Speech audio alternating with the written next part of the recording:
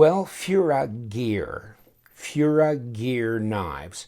I got a couple of them. I thought I'd put them together really for this video. No point in segregating them.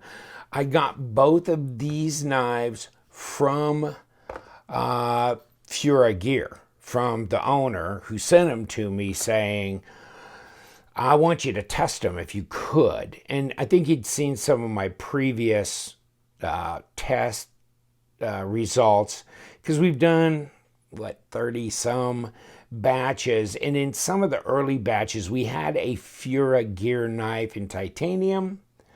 And some of them even looked like some other designs even.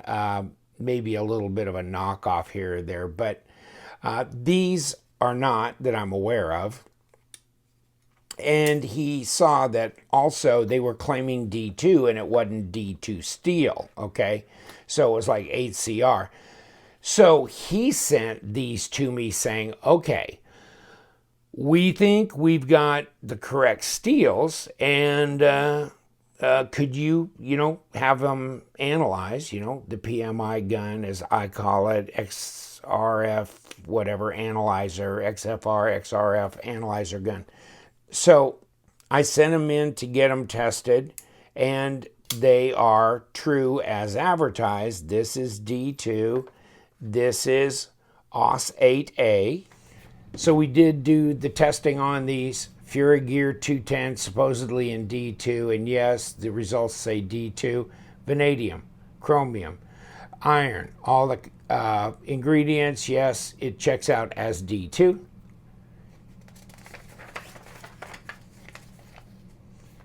Also, the 201, which is supposed to be AUS8A / he put A as well. 8. Yes, here's your chromium, iron, vanadium, etc. in here as well. So yes, it does test as AUS8. Different kind of look here. This is supposedly still G10, but it almost feels like that FRN scales on the Wyvern, on the Civivi Wyvern. But you know what? It is, it is G10. It doesn't have that FRN feel to it. It does have a G10 feel to it. It's just, this is some traction. This might be a little aggressive for some of you. But wow, no gloves required on this one. You're not going to slip and slide around on that. So, this is the 201, I believe, 201, and this is the 210. I believe you can get this in blue, this and that. You can get them on Amazon. I'll give you the links. Also, they have some other knives you might be interested in on Amazon. This is what I pulled up off of Amazon. So this is the 210 with D2, and you're looking at it on the table, and it's $26.73. That kind of thing. And if you're a Prime member, then you get free shipping, although they do charge tax. Here's their, description on the Amazon with, ball bearing, pivots, their weight, 4.5 ounces, that kind of thing. G10, D2, length, 8.5 inches. Here's another one I saw. It just happened to be kind of a grayish, blue-ish. In 1998, there's 4 different colors available. There's probably more colors available on these as well, other than the black. So that's something. But this is also supposedly a D2. So, they vary. It looks like they go from $20 to $27. So right in the Ganzo knife area. Fit and finish seems reasonably good. I can't really find any gotchas or anything along here. The lockup is, that's heavy. That's 50-60% there. The liners are smooth and rounded and all that kind of stuff. No, they're not skeletonized. There we go. Don't want it to fall and hit my thumb, but yeah, it's centered up. Am I getting any lock rock or blade plate? No, I'm not. It's pretty much, just a straight handle here. And reasonably decent sized blade. And this is the D2 one. That's the 210 model. Well, that's almost a 4-inch, almost 100 millimeter length blade, and not quite 8.5 overall at 21.5 centimeters. Yeah, about 2.7 at 0.10 on the blade thickness, and 0.61, 15.6 millimeters. That's a wide glide. It is. The handle's pretty wide. We'll take it apart. Deep carry pocket clip right hand. It's not embedded in the scale. It's on top of the scale, plus it's got, you know, these button cap or whatever top screws, not flat ones. They should be flat. And there's no left hand carry on here. No lanyard hole as well. Kind of interesting, they machined out the flipper tab, and there's no jimping on that either. Although I'm not having a difficult time deploying the blade. It's got a little bit of a little sharpening choil up front here. Looks like a decent satin grind.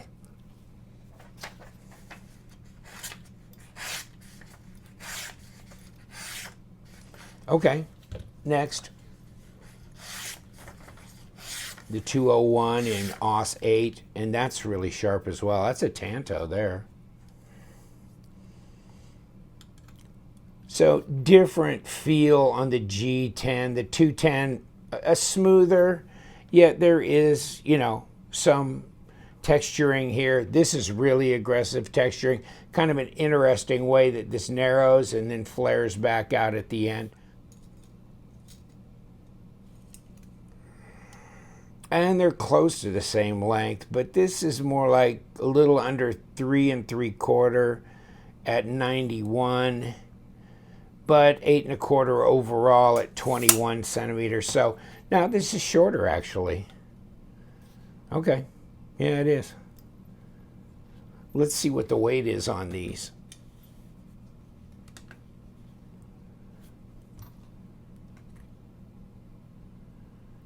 .4 ounces, and I went right past my grams. 97 grams.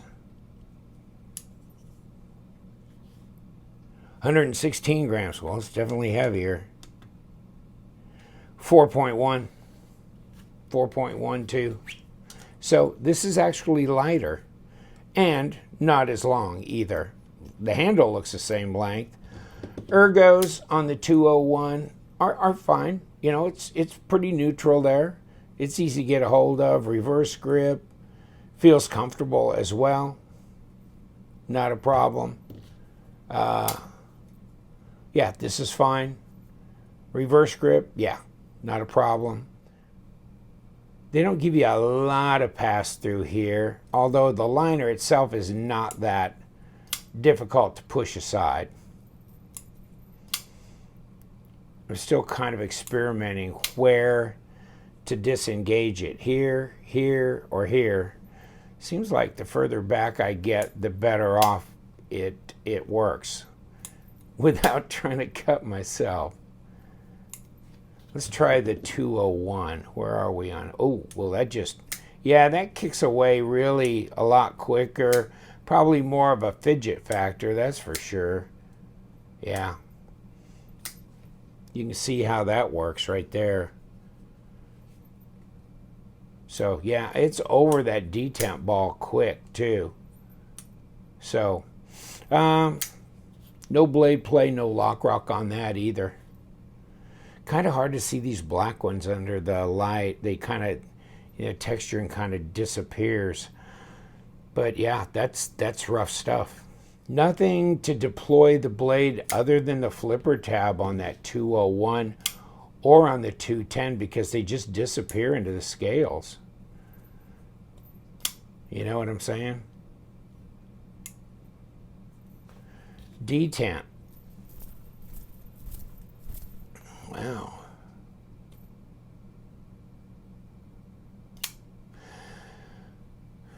detent on that's pretty stiff. That's at least a 5 and better. Actually, I can't throw it out. And I know it's a fairly light blade, but I can't throw it out, and I can't fail it.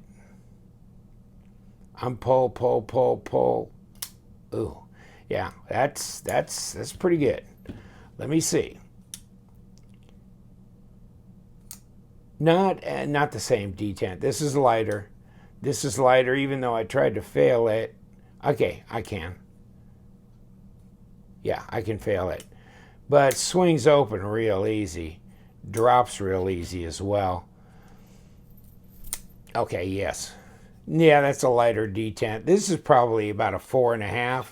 This is probably about a 5.5. That is some stiff detent. So the detent's very different on these knives. Design flow obviously is fine. Blade to handle length is good. I can't touch that blade. I can't touch that blade here either. Let me see. Let me get this up here. Yeah, I mean, if I really jam my finger in here, I can touch that blade. I can touch it right there. But you can't be like this and do it. But you can, if you dig in there, I can touch that blade right there. Here, no. But there, yeah, if I push. So I'm not really worried about doing that. I don't see how that would be really, in a practical way, a problem. But if I really tried to dig in there, yeah, I can touch it. This one here,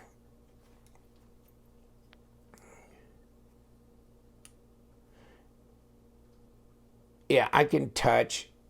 See where that blade is right there? I can touch that if I try. If I push in there, if I just lay my finger along here, no. But if I, turn it sideways and dig in here, I can go touch that blade, yes. The rest of it, no, I can't. Where's my balance here? Okay, there's my balance on the 210.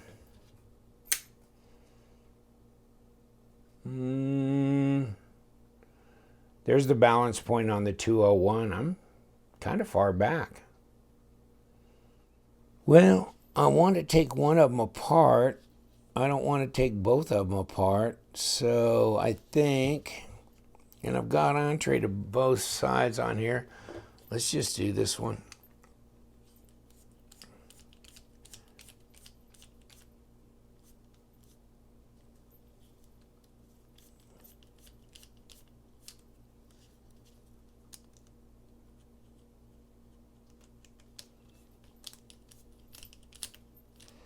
Okay, the front was the place to go on that. And that's going to be a number 6.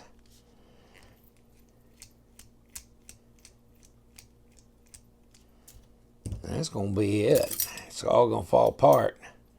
There's the front scale. There's the liner. Right there, which looks smooth and shiny, and I don't have any real issues with that. Okay. There's body screw. There's my blade stop. And here's the bearings on both sides. Let me see what we got here. Okay, let's see this then. Coming from the back, and it's a one piece, but it's not D-shaped.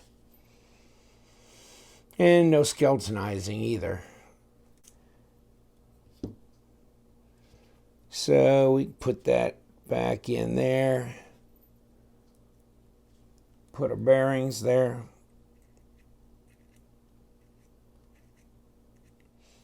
Yeah, we had some grit, in here on that blade, so hopefully things smooth out when we put it back together.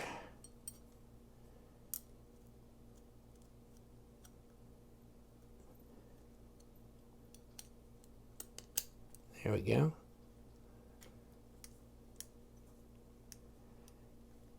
Let's put our blade stop in here.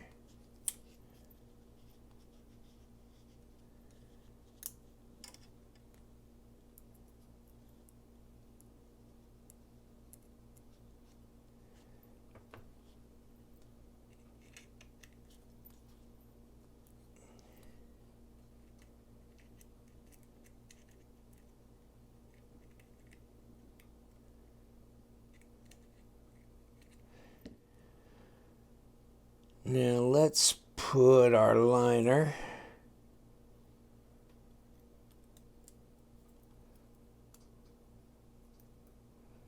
right here.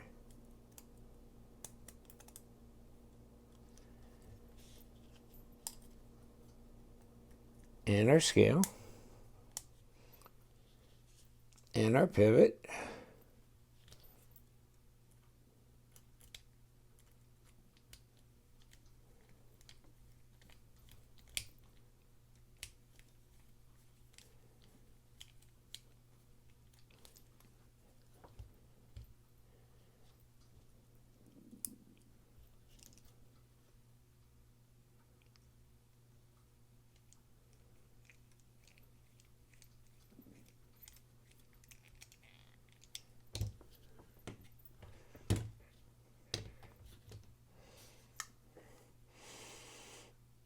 And it looks centered.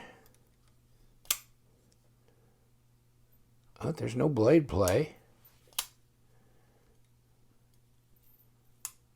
Yeah, I think the drop has definitely improved.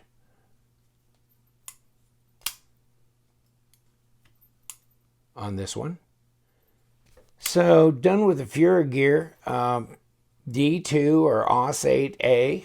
And they've got several different models. And this is just, hey, let you know that we have tested them and it is real. And no, we don't have Rockwells on these.